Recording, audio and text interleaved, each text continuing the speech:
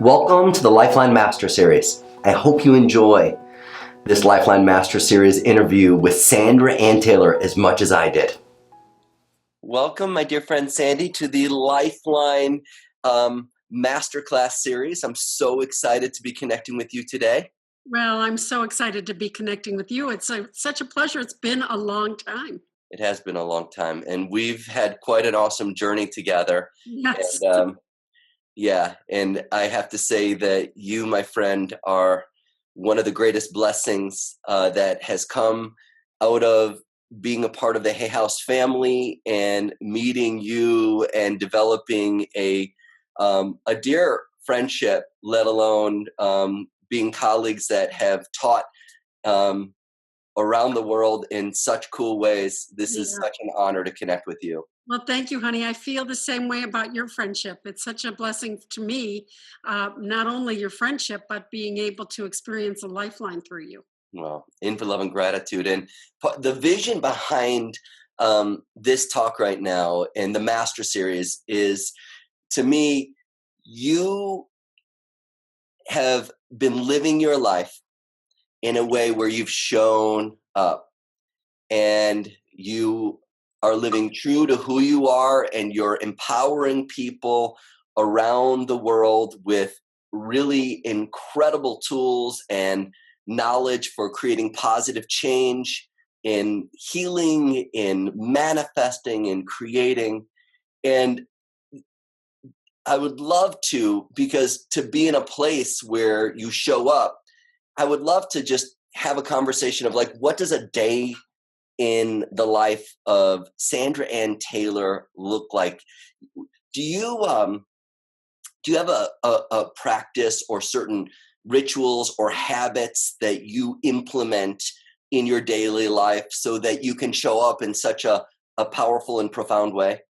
I do. I try to show up. And people have this notion that those of us in the metaphysical world are just always on top of our game and positive thinkers. And, they don't realize that we have to go through the same effort to raise that vibration up, especially in difficult times. Are you saying that once you reach a certain place, we can't live happily ever after and birds are singing all around us? We can live happily moment by moment after. That's true. That is truth. Because things happen, and recently my mother passed, and boy, did I have to reach into my bag of tricks for that, my tool bag for that, because it has, and at sometimes still can be very emotional, and so I've had to get deeper into meditation. I've been meditating my whole life, deeper into affirmation. I've been doing that my whole life. I mean, I started affirmations at the age of like 17, 18, and meditation at the age of 19. So, that was 100 years ago. Far from it. Far from it. So, I mean, and this is the heart of the matter. This is the truth, that people are born and people die. People get a job, they lose a job. They get married, they get divorced. They're all of a sudden somebody's diagnosed with a disease. Things happen, and to show up in life where you're sharing your passion and your wisdom and your power to be able to share with others, you have to actually be able to care for yourself. So, what does it look like to wake up with Sandra Anne Taylor? Like, what is that experience for you? Well, I actually talk about this in some of my books and seminars, but I actually do this. I take a moment at the beginning of the day to do some programming, some affirmations, think about what I have to do that day. I thank Spirit for any messages or inspiration that I got through the night in my dreams or whatever, and just for being present with me. Spirit is a very big part of my life. And so I do take, even in my hectic times, I take a few minutes to anticipate what I had to do during the day, and not just see it getting done, but see it getting done joyfully, and see it getting done spiritually and with peace and leisure, not frenetically, which I could fall into when I'm in like a deadline for a book. I get into a frenetic kind of pace. And so I have to remind myself to just visualize the process with peace and leisure. And then as I'm going through the day, I think of that image and I can replicate that. You literally envision in your mind your day, and throughout it, you're using that as a template for how you go about doing what you're doing, what you're choosing in the moment, if it matches that envision that you started your day with. Is that right? Absolutely. Absolutely. And of course, you forget as you're going through the day, you get busy, you get phone calls, whatever. But then if you catch yourself in a mood that you don't want to be in, you can ask yourself, do I want to stay here? Right now, I'm writing a book on the Akashic Records. And I've been teaching about the Akashic Records for 20 years. And yet in writing this book, I realized that we write our records every single moment.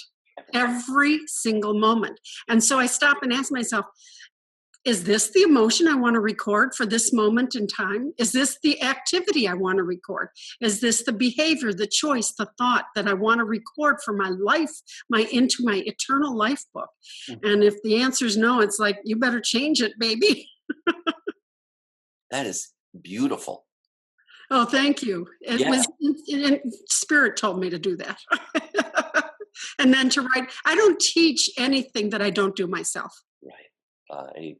I share that journey of being able to teach what I know. And that's what I love and adore about you, is that you walk your talk and you live it. And it's not that you have this pretense that I'm on the mountaintop and, everything just is this perfect way, that you're a real person with real tools because you live them. And I have a question, because I find stress to be a real big catch-all phrase, and something that as human beings we all have. And I'd love to hear what you see stress as. How do you view stress in your life, in life? What's your take on stress? Well, to me, there are two levels of stress. There's stress that is like imposed upon us by external situations, like when my mother was sick and passing, and these writing due dates that are coming up, looming around the corner. That is an external imposition of stress, and we have to deal with that. I had to deal with my mother being sick. I have to get the writing done, and I love to get that done, but it creates a lot of time, kind of compartmentalizing. The other piece of stress is your perception of the process. If I'm going around frantically saying, I can't get this done, and oh, my mother is sick, or this, and getting more stressed, I turn it into distress. You have the external imposition and you deal with that. And then you take breaks, you get away, you do deep breathing. I have all sorts of things that I do for consciousness shifting. I call it consciousness quick shifts, so that I can just get out and stop, so I don't turn the stress into distress, and so that I don't add the perception like, this is difficult to get this writing done. No, this is a joy to get this writing done. Those are two entirely different vibrations, and they come from two different perceptions, and you can choose which one you want. Mm-hmm. And life happens, and such as a mother or a father getting sick, dying, circumstances of deadlines, things that you want to accomplish. These things happen in life, but I love that perception of these things happen, but how am I choosing to respond to it? That's right. And in this emotional frequency that I'm in, is this really what I choose to feel? Because catching it at that level, I love it, shifts that stress rather than into distress, turns it into a whole other potential outcome. Absolutely. There's an old saying that says, be careful not to suffer over your suffering. I love it. Be careful not to suffer. We have the layer of suffering or difficulty, or in fact, just effort. Like certainly writing the books is not suffering. My loss of my mother, of course, that was suffering. But we have to be careful not to create even more suffering over it. We have to honor our grief in those kind of situations, like with my mother, and take some downtime and honor and nurture ourselves. But we don't have to get into the victim mentality about either effort or difficulty. You're very powerful. That is so poignant. And it's amazing because your accolades go very deep in, how you've shown up in the world and just your ability to see things in this way, let alone, you've been in practice for 20 years. You're a teacher, you're a consultant, you're a New York Times best-selling author, quantum success. You lecture all around the world. It's like to get to this place of someone who literally is at a masterful level of what you're doing in the world, but at the same time, the eloquent understanding of the experience of stress, of life. I have a personal question for you. Sure. Would you say, or what would you say, happened or didn't happen that was your turning point? That was a defining moment for Sandra Anne Taylor where you woke up and you recognized, I don't have to suffer over my suffering, that I have a choice, and now you started to walk this path. What would you say was your turning point? Well, there are many, many turning points, and the one that got me on this path was more out of dealing with my own illness and trying to deal with. I had chronic bronchitis and an immune deficiency and all that type, very, very difficult stuff. Chronic infections when I was a child, and so that's what made me start studying alternative things, meditating. All sorts of things. But it's important to know that every moment can be a turning point. Just because I started the path back then, I'm still working on it. I'm still growing and trying to grow and still trying to make myself realize the things that I already know. Right. You know what I mean? Right. And so it's like, it's a process. But did you have a moment while here you are with chronic infections, bronchitis, and I can relate. I was a sick kid. I was sick. I suffered. And so I really, so I really understand it. Mm-hmm. I remember being a little boy, not being able to play and run with other kids. And I wanted to because I'd have asthma and allergies. I had allergy shots, all these things going on, and thinking, I was feeling such low self-esteem, like I'm different from all these other boys and girls. And really, I remember being in that mindset. Was there certain moment where you, in that place of being sick with chronic infections, immune compromised, where you saw it differently? Yes, I can remember that, and I write about this in my book, The Hidden Power of Your Past Lives. It was in my exploration. I took TM, I took all sorts of courses, and one of the courses I took was Silva, and the teacher did regressions, and so I thought, I'm going to find out if there's a past life. And I was only somewhat believing in it, but I in my heart of hearts knew that it was true. But I did a regression with him and it became clear. It utterly made total sense. And it was like, I have to follow this. I have to, see myself as eternal, see myself as accumulating this energy and being able to heal it, like throw off the old past lives. You don't have to live with historical stuff. You can change it. You can change it in the present. You can change the past. You can change the future. And of course, that once you know that, you can never get off the path. You can't turn back. Once you know. Sorry. you took the pill. That's right. That's it. It's amazing. It's interesting, Sandy, because part of you and I working together in LifeLine was you were suffering and struggling with a chronic cough. Yeah, that's right. I had healed it a lot through my hypnosis and regression therapy, affirmation, Louise Hay, you can heal your life. I did tons of work on it over the years, but it would still flare up, and then I'd have to deal with it. And this is why I recommend the LifeLine technique to everybody. I remember a couple sessions. It took more than one, because this was deeply indoctrinated in my encoded consciousness and my cellular memory, my etheric memory from lifetime after lifetime. And so it was something that we worked on a couple of times. I think the last time was a couple years ago. And I am actually happy to say, I feel like I should knock wood or something. I don't want to jinx it. I am happy to say I have not had a respiratory infection in at least 2, maybe 3 years.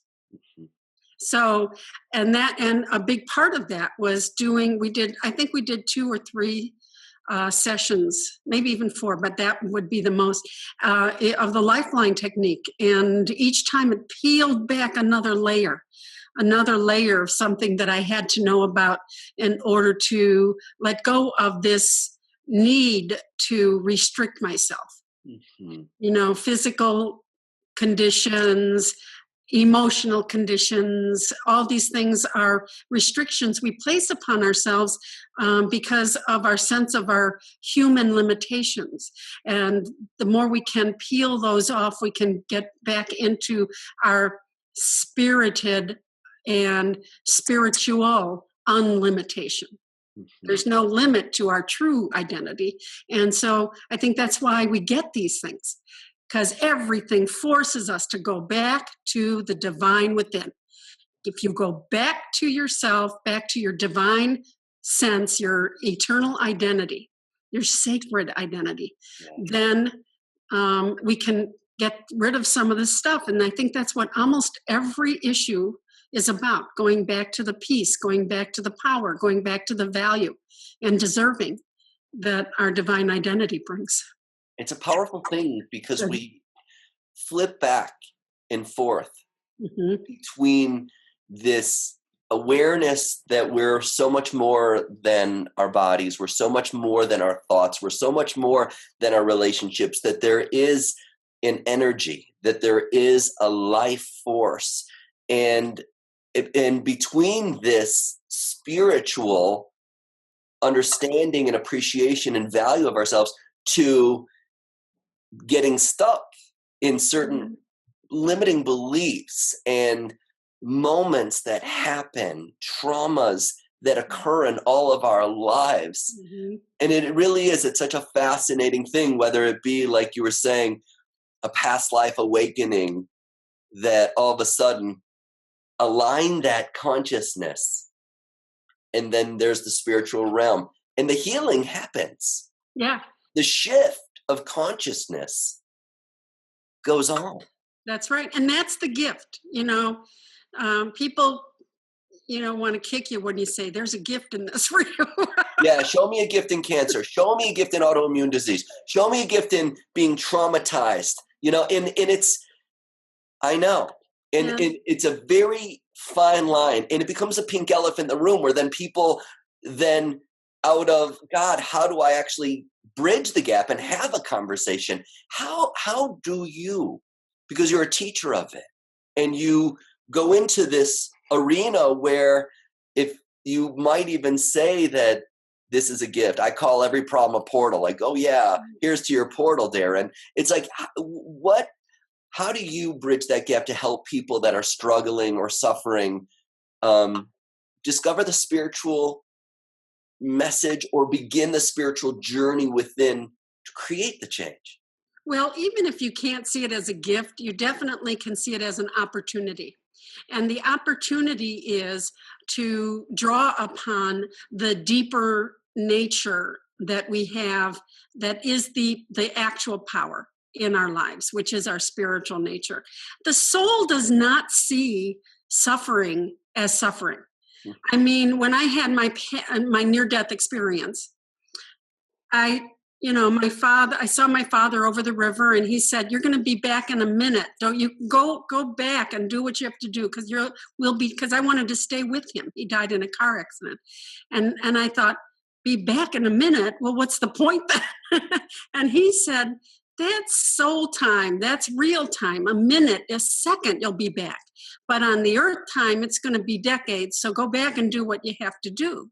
And so what we have to understand is the soul does not see even illness, even poverty, even the loss of a loved one as the suffering that we see it from our personal selves.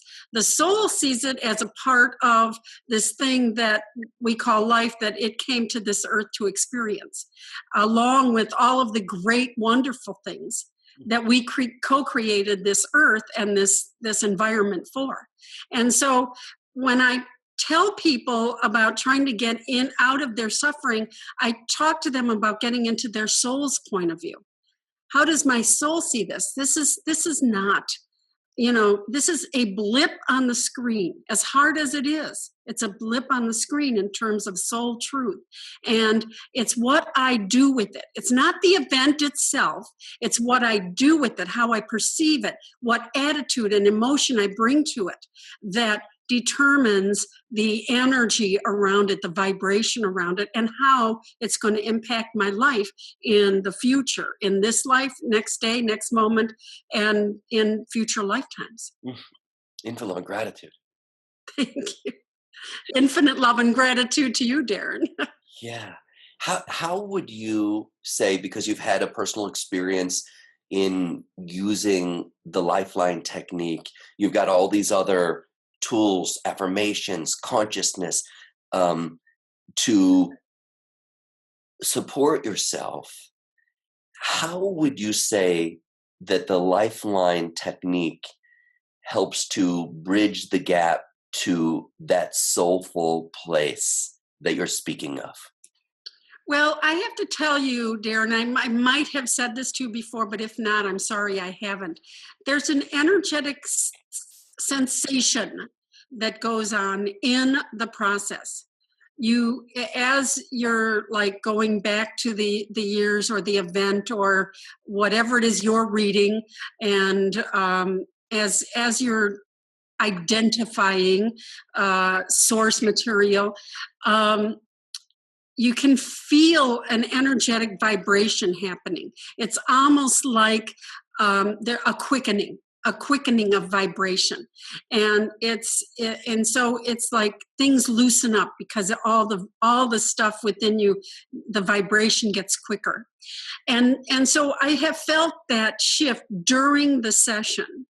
And you also give affirmations, wonderful affirmations, and so when I finish the session, I write them all down, make sure that I have the things like I am joyous, living free, being whatever it is that we came upon. And I know freedom was a big thing with my lungs. Freedom was an issue in our sessions. And so I use that. I use those affirmations as daily intentions. This is where my consciousness needs to be. I am joyous, being free. I am joyous, choosing freedom. What in this moment is a choice of freedom for me? That is what really seemed to accelerate that vibration then into daily life. That's neat. So you take the intentions that we create from the LifeLine session. I'm freedom, feeling confident, and not only do we bridge it to that original occurrence where that energy has been in this pattern, but after we bridge it, then you take it and it becomes an affirmation. It becomes an exercise that it's very similar to how you begin your day, where you visualize your day and you have it match that. So it's like you're using the LifeLine as your visualization to match the consciousness of what your intention is. Right. It's cool. An emotional intention. It's cool. Yeah, I was working with this woman yesterday, and I'm in Chicago, and this person's in Canada, and so I'm doing muscle testing from a distance. That's how the LifeLine is, and throat chakra showed up, and she said, "Oh my goodness, I can feel this constriction," as she was connecting to the emotion, and as we harmonized it. She's like, "I feel it loosening. I feel it unwinding." So just like you were saying, that's Right, you can feel the vibration. yeah, everything's Absolutely. energy. Everything's energy. So, Everything is you know, energy. as a result of being a teacher and having students yourself and being an author and many fans that listen to you on your Hay House radio show and people just from all over the world, why would you recommend to people that are using your work and passionate about what you're teaching, why would you recommend learning the LifeLine technique? Well, there's a lot of tools in the process. I mean, even if you don't want to become a practitioner, there are a lot of tools that you can use in the process. I think that learning how to come up with those affirmations and intentions for yourself, learning how to identify what it is you need at any given moment in time, all of that is a very powerful way to shift your consciousness. Yeah. And there are dozens and dozens of tools that can help you do that in the LifeLine technique. Right. Absolutely. Yeah. And it's interesting. I always say to people, because a lot of people are like, I don't know, I don't want to be a certified LifeLine practitioner. I'm like, you know what? Rather than you learning the LifeLine to become a certified LifeLine practitioner, I always say, learn the LifeLine to change your life and to have a real practice and a real tool for creating the life that you love to live and that you can choose to live. So I appreciate that as Yeah, absolutely. You can be a practitioner of your own spiritual development through a lot of modalities, and LifeLine is one of them. You don't have to practice it in the world, you can practice it in your life. right. And you are an amazing reflection of a practitioner of life and using your tools and being a lighthouse for others by walking your path and being true to yourself. And I just so appreciate you. And I so appreciate your eloquent ability to communicate really for a lot of people far out concepts in a brilliant, down to earth way that becomes now a practical application in life. I just so value great communication skills, and you're one of the greatest communicators that I know. I so Oh, appreciate thank it. you, honey. I appreciate that. And you too, in many ways, verbally and physically. Love and gratitude. Well, thank you for being on this Lifeline Master Series and being the master that you are. I love and I adore you, and you just keep shining bright, my friend. Okay, you too, sweetheart. Infinite love and gratitude. Infinite love and gratitude. I hope you enjoyed this Lifeline Master Series interview with Sandra Anne Taylor as much as I did. If you want to learn more about the Lifeline technique, you can click on the link below. It'll take you to 3 free videos which explain different aspects of the Lifeline. There's a video on muscle reflex testing, one about the triune brain, and the third one is about the power of infinite love and gratitude. Have an awesome day and keep shining bright. Infinite love and gratitude.